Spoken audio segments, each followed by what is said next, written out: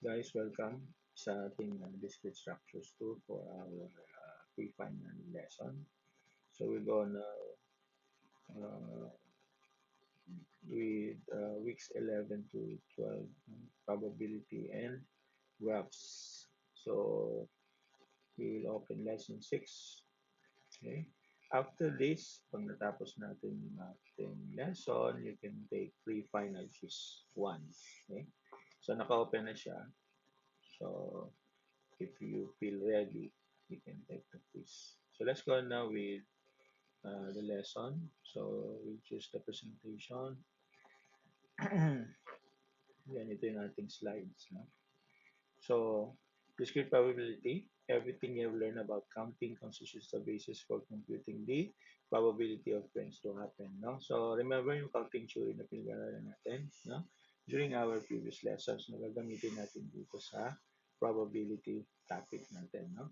In the following, we'll use the notion experiment for procedure that is one of a given set of possible outcomes. So, probability involves predicting, no? The possible outcomes from a set, no? So yung set of possible outcomes na yon is called the sample space, and the event is a subset of the sample space. So remember yung subset, ang ibig sabihin niyan is si event ay member o isa sa mga sample space. Okay? If all outcomes in the sample space are equally likely, ibig sabihin na equally likely ay yung mga member ng member ng set ng sample space ay may equal chance na mapili or lumabas. Yun ibig sabihin ng equally likely. Okay, the probability of an event, kaya ano natin, the probability of an event E, yan, ito, which is a subset. Okay? Sabi natin, di ba? Event is the subset of the sample space S. Yan. Of equally likely outcomes kung equal daw ang chance na mapili o lumabas sila. No? Is given by P represents the probability, no? Probability of the event is equal to, yan, lilinawin ko lang, hindi ito I, no? Yan ay double bar, no? Anong double bar sa discrete structure natin? Ang double bar ay ano, cardinality, no? So cardinality of E, which is the event, divided by the cardinality of S, which is the sample space. So for example, kung meron kang hinuhulang isa na posibleng lumabas, so 1, at ang choices mo for example ay 10. Sa 10 pagpipilian or set of outcomes, may isa dong lalabas. So ang iyong formula ay 1 over 10. That is your probability of that event. Okay? So sa 10 pagpipilian, may isang chance na lumabas at ang result niyan is a percentage. So kung ano man lumabas yan na percentage, that is the probability. Okay? So let's go now with the next slide. Dito mo tayo sa second rule, no? Probability values range from 0 for an event that will never happen to 1 for an event that will always happen whenever the experiment is carried out. Okay? We're gonna with example, an urn contains 4 balls and 5 red balls. So, alam niyo yung urn, yung lalagyan ng parang kahon or parang yung pinagkakalogan, no? Kung ito ay nagpapangako. So, ang laman doon ay 4 balls and then 5 red balls. So, what is the probability? That a ball chosen from the urn is blue. So, ang ating pino-forecast or uh, tinatry, no, na hula ang lalabas ay blue, no? So, we have 4. Yan. Uh, we have 4 blue balls. So, ang chance ng blue na lumabas ay 4. Okay? So, 4. And then, combination ng total set na sabi natin total sample space, no, ay I mean yung sample space ay total ng set of outcomes, which is in this case 5 plus 4, which is 9. So ang ating probability is 44.44%. Okay? Madali lang. 4 divided by 9. Okay? Let's go on with the next slide. Example 2. Okay? What is the probability of winning the lottery? 649. That is picking the correct set of six numbers out of 49. Yan. Isa lang mananalo. So ang ating formula, okay? Para sa probability ng event na mabunot ang isang combination, no, ng anim na number is 1 over C. Yung C stands for combination. Okay? Yun yung if, na-discuss naman natin yan. So, yung combination, gumagamit siya ng factorial. Okay? I think we discussed already in mathematics. So, pag sinabing factorial, 49 factorial divided by 6 factorial. Pero itong 6, since tayo combination, sa combination kasi, ibig sabihin nun, yung lumabas na mga numero, hindi na pwede uling maulit. Hindi na pwedeng mapili ulit. No? So, wala na siya sa list of choices. So, 6, i-minus natin si 6 sa 49, so 43 na lang. So, times yan, 49 minus 6 is 43 times the factorial of 43. So, kaya nakuha itong 13.9 million. Okay? So, the formula is like that. 1 divided by factorial 49 over 6 factorial times 43 factorial. Okay? So, ano yung factor na sinasabi? Review natin. 49, pababa lang yun. Imumultiply mo lang sa baba. 48 times 47 times 45, so on and so forth. No? So, yung 6 na 6 factorial naman, so mas madali ito. 6 times 5 times 4 times 3 times 2, so on, hanggang sa 1. No? Times 2 times 1. That is called the combination. No? Okay? So, kaya nakuha yung 1 over 13.9 million. No? Okay, let's go now with the next slide. So, complementary events. Okay? So, pinag-aralan natin complementary events sa discrete structure 1. Kabaliktaran, no? So, kung ang E yung ating event, okay? Kung ang E ay ating event, ang kanyang complementary ay negative E. Ibig sabihin, kabaliktaran. Okay? This given by, so, ito yung formula natin. Okay? Ito alam na natin, negative E, no? So, ibig sabihin, probability of the complementary events. May mga situation kasi, may problem, no? Sa probability na mas madaling kunin yung hindi mangyayari kaysa sa mangyayari. Okay? So, ano yung 1? Yung 1 is always, it represents the whole, no? Kasi, di ba, percentage ang ating probability. So, out of the whole, which is 1, pag minus natin yung probability ng mismong event, ang lalabas yung probability ng hindi mangyayari na event. Okay? So that is why 1 minus probability of event T. Kung babaliktarin mo naman yan, 1 minus probability of event T. Then, we will get the probability. Ito naman, no? Yung event mismo ang lalabas. Okay? So, this can easily be shown, no? Probability of event is equal to cardinality of S minus the cardinality of event divided by the cardinality of S. Ito yon, no? Ito. Then, it will be equal to, no? 1 minus cardinality of event divided by cardinality of S equals 1 minus cardinality of the event. Okay? This rule is useful if it is here to determine the probability of the complex event and the probability of the event itself. Ayun yung sinabi ko. For example, the sequence of 10 bits randomly uh, generated. What is the probability that at least one of these bits is 0, no? So, ang kukunin natin, mas madali kasing kunin si lahat ng 1. Ano yung probability na lalabas si 1? So, lalabas ay lahat 1. So, yun yung kukunin natin, complementary of the events.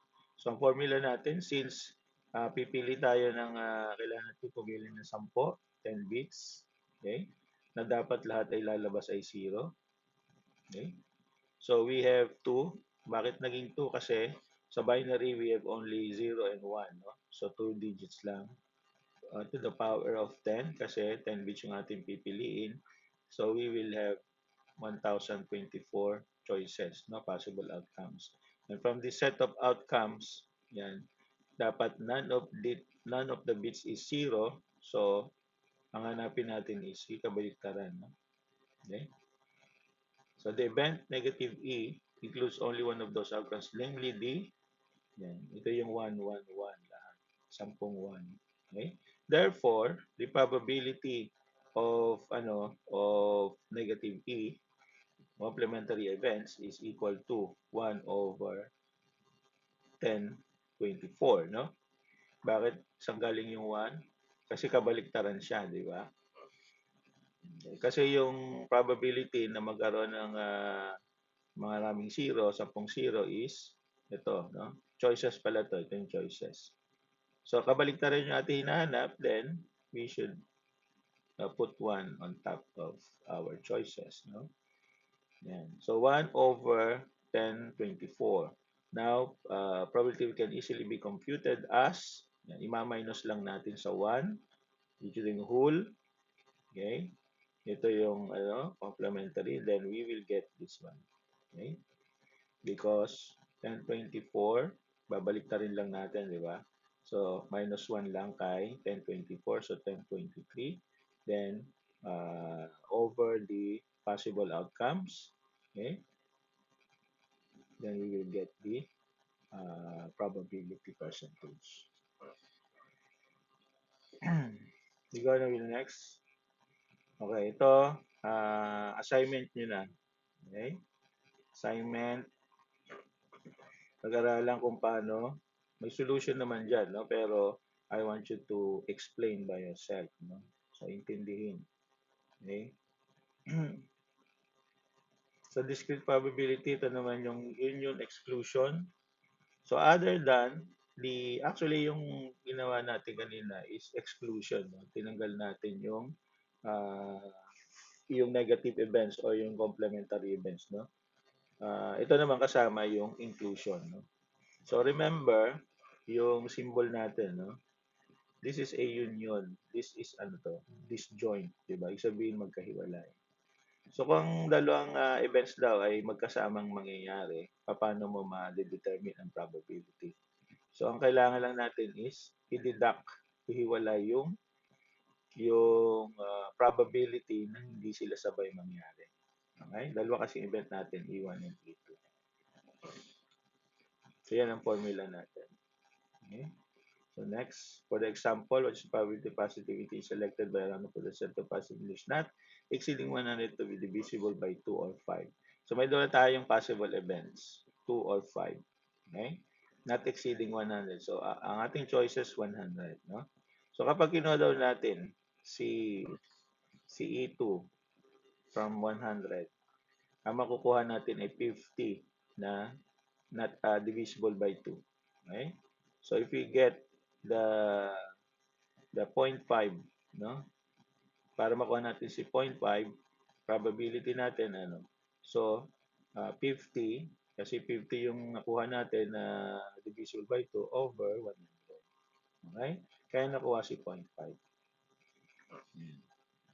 So next yung divisible by 5 naman. Divisible by 5. I'm sorry. Divisible by 5, 20 ang nakuha natin. Okay? 20 na divisible by 5. So, we will have 20 divided by 100. So, we will get the probability of E5 as 0.2. Okay? Or 20%. Yan. Ay, so, paano makukuha yung disjoint nila? Yan, disjoint na, no? Yan. So, ang disjoint natin, yung hindi divisible by 2 at by 5, syempre, divisible by 10. So, pag kinuha natin yung mga number divisible by 10, we will get 10 numbers. So, makuha natin is 0.10% divided by 100. Yun, kaya nakuha natin yun. So, yun ang disjoint nila, dalawa. So, ileles lang natin yon para makuha yung union ng dalawa. Okay? So, union natin to minus yung disjoint nila na 0.1. Then, we will get the 0.60%. Yung 60% or 0.6 ay probability ng posibleng magsabay. No? 60% na there is a 60% probability, no, na pwedeng magsabay na makapili ka ng parehong 2 divisible by 2 at divisible by 5. Okay? Let's go now with next topic. No, next slide. What happens if the outcomes of an experiment are not equally likely? So, yung pinag-usapan natin kasi kanina is equally likely daw. Paano kung hindi? No? In that case, we assign a probability of PS, which outcome. And remember yon subset yan, di ba? S or a member of the set S, where S is sample space, no? So, two conditions have to be met. Zero, ibig sabihin nito, si probability of S should be greater than zero and less than 1. So, dapat between 0 and 1 lang siya, no? For each of the subset of S. And the summation of PS is equal to. So, yung mga derivation yan, hindi natin explain. Diretso na tayo sa ating example, no? So each probability must be between value of 0 and 1. And the probabilities must add up to 1. Ito yung ibig sabihin ng pangalawang rule. Okay? So how can we obtain this probabilities of S? No? The probability of S assigned to an outcome S equals the limit number of times S, of course, divided by the number of times experiment is performed. So once we know the probability of S, we can compute the probability of event E as follows. So event E, probability of event P is equal to the 1 times the possible the probability of S. So dito tayo sa example para madali maintindihan. A die is biased so that the number 3 appears twice as often as its number. So nakita nyo hindi equal, no? Kasi si number 3 mas maraming chance ang lumabas, no? Compared dun sa ani. So alam niyo naman yung ano, di ba? Alam niyo yung die. Okay? Pag nag-down ako ng die, ganyan ang die, di ba? O, so, pang dalawang dice mo, yun, pinagsusugalan ng mga tricycle drivers sa Pinas. So, yan. Tatlo daw yung tree. Yan. So, doon sa ilalim ng mga sides niya, yung tatlong natitira pa, is the same, no? So, paano daw ma-compute kung ganyan yung ating problem? Okay? So, ito yung, there are 6 possible outcomes, no? Kasi 6 sides yan, eh, yung die. So, we have S1 hanggang S6. So, yung probability of event S1, 2, 4, 5, 6. Iniwalay natin si 3 kasi si 3 ay tatlong beses siya. Andito, twice pala, no? So, dalawang beses siyang pwedeng lumabas, no? So, ito pala, gawin natin 5. Dalawa lang yung 3. Okay? So, dalawang beses, si 2PS, is the probabilities must add up to 1. We have, so 5, 1, 2, 1, 2, 3, 4, 5. 5 probability of S1. Yung S1 pinagsama na natin kasi magkakapareho naman sila ng outcome, no? Ng chance. Okay? Si 2, may dalawang beses siya, okay? Na pwedeng lumabas. So 5 probability of S plus 2 probability of S is equal to 1 lang, no? Yun ang ating formula. Pag pinagsama mo sila, dapat equal sila sa 1, no? Lagi. So we have 7p S1 equals 1. Okay? So uh, how to get the probability of S. Okay? So 1 over 7 para sa dun sa natitirang 5. Okay? Dun sa isa is 2 over 7. Okay? Yan. So magkahiwalay ang probability.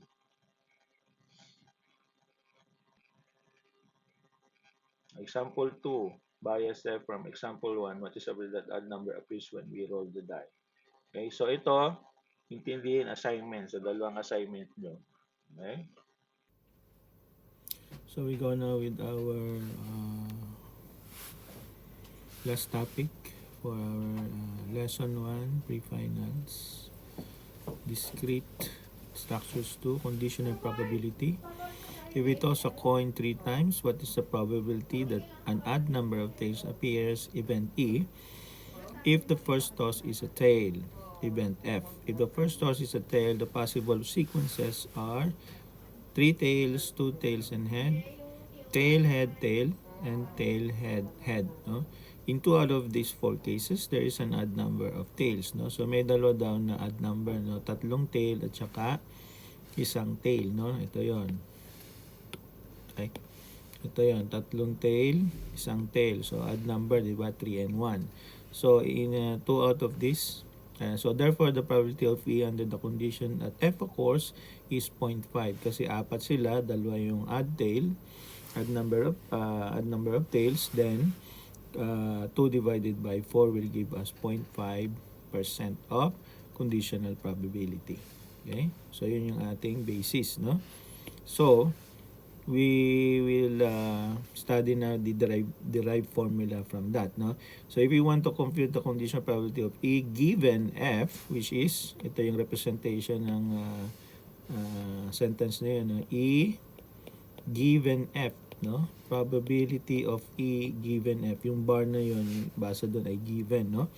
So if we use F as the sample space, so we use F daw, the probability of F as the sample space. For any outcome of E to occur, under the condition that F also occurs, this outcome will also be in the intersection or the disjunction of E and F. No?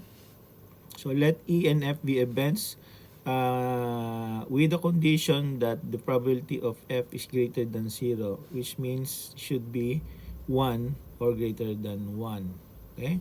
The 1 or 1/2, no? Basta hindi siya 0. The conditional probability of E given F denoted by, ito yon, is defined as the probability of E given F is equal to the probability of the disjunction or the intersection of E and F divided by the probability of F. Okay? So para ano natin, we go now with the example. Okay? So what is the probability of random bit string? Random bit string of length 4 to contain at least 2 consecutive zeros given that its first bit is 0. So may dala tayong condition, no? Si E, 2 consecutives. Dapat lalabas sa kanya 2 consecutives. But the second condition is kailangan nagsisimula siya sa 0, no? Its first bit is a 0. So we have E and F. Okay? So we know the formula, we will use the formula for the probability of E given F. Okay? So, we derive first, no, the probability of the intersection, no, of E and F, which is ano yung E? Dapat 2 consecutive zeros. Ano yung F? Dapat the first bit is 0. So, we have 0, 0 here, 0, 0 here, 0, 0 here, 0, 0. So, meron tayong 4. And then, yung condition ng F which is beginning sa 0. Okay? So, the probability of the intersection of E and F is equal to 5 over 16. So, paano nakuha muna si 16? Okay? So, we will use the counting theory in determining the sample space, no, for our digits, na binary digits. So, remember we have 0 and 1 for binary, di ba? So, sabi rito, we need to have a 4 length bit. So, we have 4 ways kay 0 na i-arrange siya. And we have 4 ways kay 1. So, applying the counting theory, we will use the product rule, di ba? So, 4 times 4, okay, will give us 16. So, dito natin na-derive yung 16 na sample space, no? Dito sa probability of the intersection of E and F. So, paano naman derive si 5? So, simple lang. Kasi intersection siya. So, we have the possible outcome of 5, no? Nakalagay dito. 0, 0. And then, also, the bit is 0. First bit is 0. Also, this one. Also, this one. Okay? So, 1, 2, 3, 4, 5. Okay? So, that's why we have 5 over 16. Okay? For this. We already have the probability for that, so we go na for the probability of F, which is 8 over 16. So, nakuha natin si 16. Okay na siya. Galing lang siya dito, no? Paano nakuha yung 8? Ito medyo hindi ko mapapakita sa inyo kasi kailangan natin ng Excel, no? But, if you combine different 4 digits combination, no? Yeah, for example, 00, 00, 01, 00, 01. So on and so forth, you will get 8 combination para sa lahat ng combination na apat na nagsisimula lang sa 0. You will get 8. So we have 8 over 16 will give us 1 half. Okay? And then we use the formula. Okay? This one. So we will have 5 over 16 divided by 1 half will give us 10 over 16 simplified to 5 over 8, and then we'll get the final result of 0.625% of probability. Okay? So that's the topic for our first lesson, pre-finals in discrete structures 2. Thank you guys.